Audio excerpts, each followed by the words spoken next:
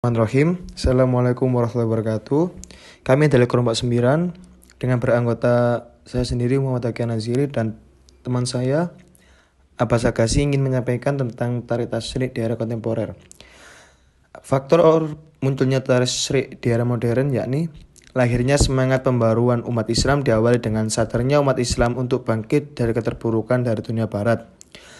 Ada beberapa faktor yang mendalangi hal tersebut. Yang pertama, perang salib, yaitu perang Islam melawan umat Kristen. Yang kedua, adanya ekspansi barat ke timur, yakni ada penjajahan dari negara barat ke negara Asia dan Afrika. B. Tanda-tanda tasyrik di era modern. Yang pertama, sistem melajari dan menuliskan hukum-hukum Islam.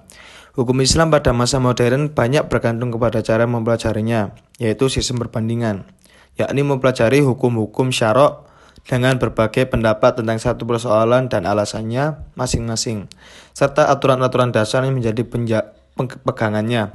Kemudian pendapat-pendapat tersebut diperbandingkan satu sama lain untuk dipilih pendapat mana yang lebih benar dan diperbandingkan pula dengan hukum positif. Yang kedua, kedudukan hukum Islam dalam perundang-undangan negara. Usaha-usaha perundang-undangan negara sebenarnya sudah pernah dilakukan beratus-ratus tahun yang lalu, seperti yang dibuat oleh Ibnul Muqaffa pada abad kedua Hijriah di masa Khalifah Abbasiyah. Ia pernah mengirim surat kepada Khalifah Al-Mansur untuk membuat suatu undang-undang yang diambil dari Al-Quran dan As-Sunnah, dan apabila tidak ada nas pada keduanya bisa diambil dari pikiran, dengan syarat bisa mewujudkan rasa keadilan dan kepentingan orang banyak.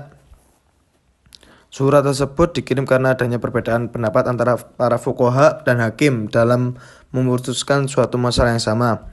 Akan tetapi surat tersebut tidak mendapatkan sambutan yang cukup pada masa itu karena para fuqaha tidak mau memaksakan orang untuk mengikuti pendapat-pendapatnya serta menguatkan murid-muridnya untuk tidak berfanatik buta serta mengingatkan bahwa ijtihad yang dilakukan bisa kemasukan salah.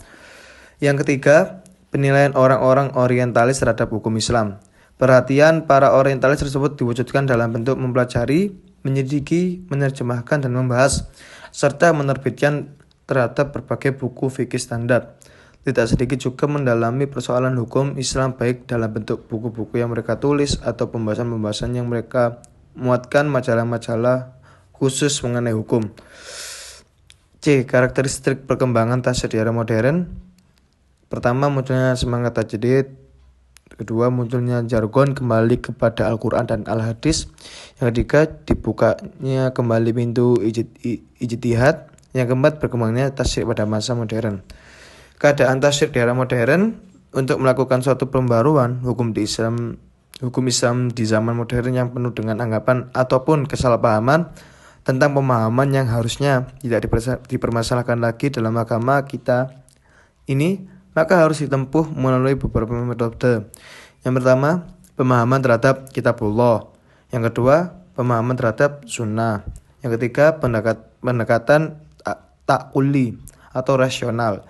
Yang keempat, penekanan zawajir dan jawabir dalam pidana. Yang terakhir adalah masalah ijma. Mungkin itu yang bisa saya sampaikan. Kurang lebihnya mohon maaf. Assalamualaikum warahmatullahi wabarakatuh.